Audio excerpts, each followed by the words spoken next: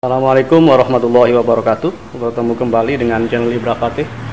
Saat ini saya sedang bersama Mas Bastian, seorang sejarawan muda Pasuruan. Beliau juga seorang aktivis yang menggali situs-situs sejarah baik di Pasuruan, Probolinggo dan beberapa kota yang lain, Mas. Selama ini yang jenengan tahu, Mas, di Pasuruan ini ada berapa banyak situs, Mas? Baik itu yang era Majapahit maupun era Mataram Islam dan seterusnya. Iya, kalau jumlah situs sementara ini kan belum bisa didata, tapi yang jelas itu banyak sekali.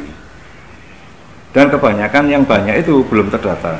Di antaranya yang pernah saya gali. Ya, contoh di mana, di daerah Manik. Manik Rejo. Nah, di Manik Rejo sendiri itu kalau kita berbicara masalah literasinya, di prasasti Gulung-Gulung itu disebutkan satu kerajaan Gapuk. Oh, di Gapuk ada. Nah, Gapuk sendiri yang dimaksud itu wilayah itu apa bukan, itu kan masih tanda tanya. Soalnya wilayah Gapuk sendiri itu ikut di beberapa cerita sejarah, termasuk perjalanan Prabu Hayam Wuruk. Itu kan mampir juga di Gapuk. Terus habis itu mana, Dadapan. Nah, itu kan masih butuh penelitian lebih lanjut. Tapi di situ disebutkan enggak masuk wilayah Rejoso, enggak ada ya? Kalau Rejoso sendiri itu kan nama yang baru sesudah nama Gapuk sendiri. Rejoso sendiri itu kalau menurut beberapa perjalanan kisah sejarah itu sepertinya penghormatan untuk kedatangan Sang Arjasa. Oh, makanya. Nah, ya, Majapahit. Raja Majapahit itu sendiri. Soalnya Prabu Hayam Wuruk itu kalau tidak salah 2-3 kali berkunjung ke Pasuruan. Dan memang letak pusatnya Majapahit memang di Mojokerto yang positifnya, yang lebih kuat. Kalau masalah pusat kerajaannya itu saya sendiri masih kurang tahu. Soalnya saya belum meneliti di daerah Mojokerto. Sementara ini kan patokan kita yang kita pakai, ahli-ahli sejarah kita sementara ini kan para arkeolog itu hanya mengembangkan dari penelitian-penelitian yang dilakukan oleh Belanda. Sedangkan kita sendiri masih belum punya bukti-bukti yang kuat. Terus kira-kira, Mas, dari penjelajahan situs-situs sejarah itu yang paling banyak dijadikan patokan itu apakah benda bersejarahnya atau literasi semacam lontar atau mana?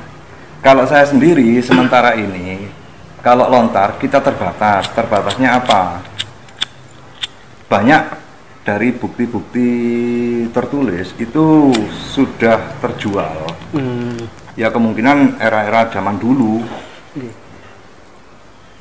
Yang kita perdalami sekarang kan yang masih sisa, termasuk dari bukti-bukti sejarah, dari situs, dari pemakaman-pemakaman kuno, dan dari peninggalan-peninggalan seperti bekal kubur dan lain-lain itu. Sementara ini saya sendiri kan aktif di channel saya itu. Jadi ya itu tim kita sementara ini. Terus kerjasama dengan dinas terkait? Kalau dinas terkait sempat beberapa kali temuan kita laporkan, tapi ya itu respon mereka kurang sesuai dengan yang kita harapkan. Terus Mas, kalau di Pasuruan ini yang paling mengesankan temuan apa yang jenengan temukan di Pasuruan? Semuanya berkesan. Pasuruan itu termasuk yang terakhir yang saya temukan selain situs percandian Podo. Di mana itu? Di Kedawung Kulon. Dekat saja nggih. Iya. Lah itu situs Podo itu, Candi Podo itu terhubung, ukurannya luas sekali, bahkan itu menempati dua tiga kecamatan, Kecamatan Grati, Kecamatan Rejoso sama Winongan. Itu peninggalan kerajaan mana gitu? Lah itu masih kalau menurut saya, Okay. menurut saya kemungkinan itu peninggalannya kerajaan Gapuk itu sendiri. Okay. Terus soal kerajaan Majapahit? Kalau kerajaan Majapahit, Bukan, maksud saya Winongan. Kalau kerajaan Winongan itu kan apa ya? Kayak pecahan dari kerajaan Gapuk itu sendiri. Soalnya batas kerajaan itu kan masih jelas sekarang. Di Tugu itu. Tugu itu Desa Tugu. Desa Tugu. Grati gitu. Tugu itu perbatasan dua kerajaan. Kerajaan Gapuk dengan kerajaan Majapahit. Winongan. Winongan. Kalau Majapahit sendiri itu ada sesudah dua kerajaan itu sudah hancur. Jadi lebih tua kerajaan Majapahit ya? Loh, lebih tua kerajaan Gapuk. Iya, jauh lebih tua. Kalau dengan Sirsorangan yang di Rejoso itu, Mas? Kalau Sirsorangan sendiri itu ada percaya nama seorang raja. Rajanya Nama seorang raja, dan sampai sekarang kan belum bisa diketemukan makamnya. Bukan masalah makam, dia itu raja kerajaan mana kan masih belum. Gitu. Apa dia itu termasuk raja dari kerajaan Gapuk itu sendiri apa? Ini mohon maaf, kemarin kami ketika menelusuri situs apa itu Sendang Beji itu kami menemukan bahwa kerajaan Sirsorangan ini terletak di Lekok, Mas. Tepatnya di Desa Porangan. Nah, di sana tuh masih ada situs sejarah namanya Tomang Raja. Jadi Tumang atau Tungku itu besar sekali. Sekarang sudah ada di wilayah pantai, sudah masuk di garis pantai. Itu terletak di Desa Porangan dan Desa dusun apa itu? Tambak Lekok. Nah, di sana itu masyarakat mempercayai bahwa di situ pernah ada kerajaan yang bernama Sirsorangan, kemudian sisa peninggalannya adalah Tomang Raja itu atau Tungku Raksasa yang itu untuk masak besar katanya. Terus menurut jenengan gimana itu? Kalau menurut saya itu kan sebatas teori ya, belum ditemukan ya. Belum ada fakta sejarahnya. Yang jelas kerajaan Gapuk sendiri itu wilayahnya sampai wilayah pantai. Ngoten ya. Bisa jadi itu ya. Makanya kenapa dulu kerajaan Winongan sempat menyerang kerajaan Gapuk sendiri? Itu karena berebut wilayah pantai. Karena ketika itu pantai kan sangat ekonomis sekali. Sangat memiliki nilai ekonomi. Dari ikannya, pelayaran mungkin. Pelayaran. Nah, itu yang menjadi pemicu sebenarnya. Makanya kayak Winongan itu memaksa dia kepingin memiliki ekspansi wilayah ke pantai. Ada kemungkinan kerajaan Sirsorangan yang dimaksud itu salah satu tokoh dari kerajaan Gapuk itu sendiri. Terus yang jenengan temukan di Gapuk apa saja kira-kira? Kalau Gapuk selain situs Candi Putuk yang kemungkinan kepunyaan Gapuk itu sendiri, ia termasuk uang satak. Saya tidak bawa, biasanya tak bawa. Terus Nah ini yang unik di Candi Putuk itu berdasarkan keterangan warga. Di situ itu ada arca dan dulu itu banyak. Tapi yang unik arca tersebut itu tidak memiliki ciri-ciri Hindu, tidak memiliki ciri-ciri Islam, Buddha. Itu Karena apa? Bentuk dari arcanya itu sendiri menurut keterangan warga sesepuh Gapuk. Bukan, sesepuh mana? Adirogo. Itu arcanya itu berbentuk topeng. Ngoten. Topeng dengan ukuran yang sangat besar. Artinya bisa kemungkinan sudah bercorak Islam. Kalau bercorak Islam enggak, malah kemungkinan itu era sebelum Hindu Buddha. Kapitayan. Kemungkinan. Waduh, gitu guys. Jadi sangat tua sekali. Sangat tua. Contoh, kalau kerajaan-kerajaan yang ada di Pasuruan ini tua. Satu contoh kita bahas kerajaan Saketi. Di mana itu? Sakti itu masih masuk wilayah Kejayan sama Warungdowo. Waduh, nggih. Itu di situ terdapat banyak sekali situs dan sampai sekarang ini utuh. Posisi masih ada di dalam tanah, tapi sudah utuh, masih utuh. Itu sudah saya laporkan ke BPJB, tapi sampai saat ini belum ada respon sama sekali. Eman nggih.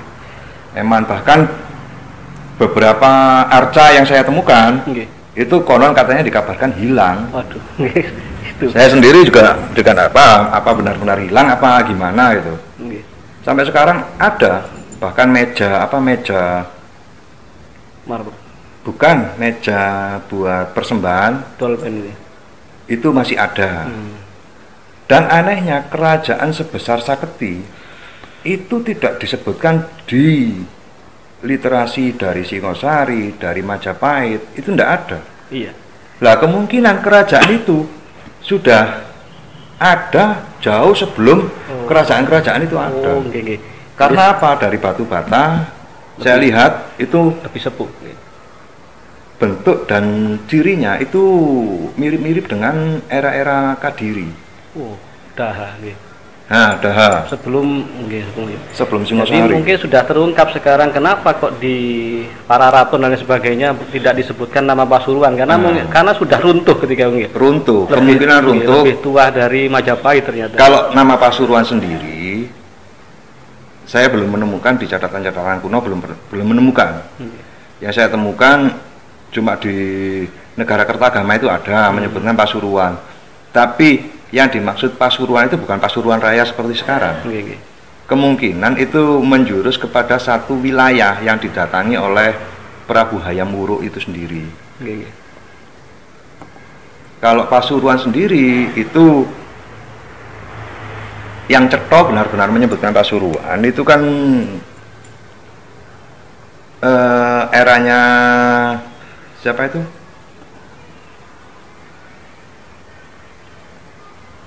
Kalau yang sekarang dipegang itu Amangkurat I.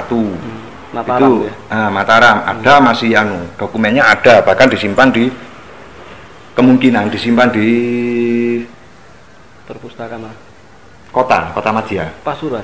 Ada. Masih ada. Dan Honocoroko kuno masih bisa. Kalau lontar saya ada penerjemah. Ngoten ya. Ya, bahkan beberapa teman dari Belanda juga sering sharing masalah prasasti, masalah huruf-huruf kuno itu malah yang lebih peduli malah dari luar gitu. Dari luar. Kan gini. Dari luar.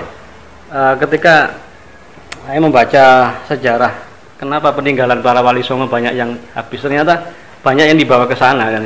Contohnya karyanya Sunan Bonang itu ternyata ada di Universitas Leiden Belanda. Terus surat menyurat antara Ratu Sima dengan Turki Utsmani ternyata ada di Prancis ya.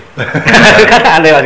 Wah, kita kurang nganu nggih. Kalau itu istilahnya ya benar, itu sebenarnya banyak peninggalan kita yang ada di luar negeri.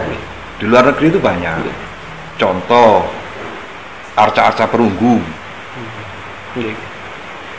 Kita kan ya mohon maaf di Indonesia sendiri itu jarang yang memiliki.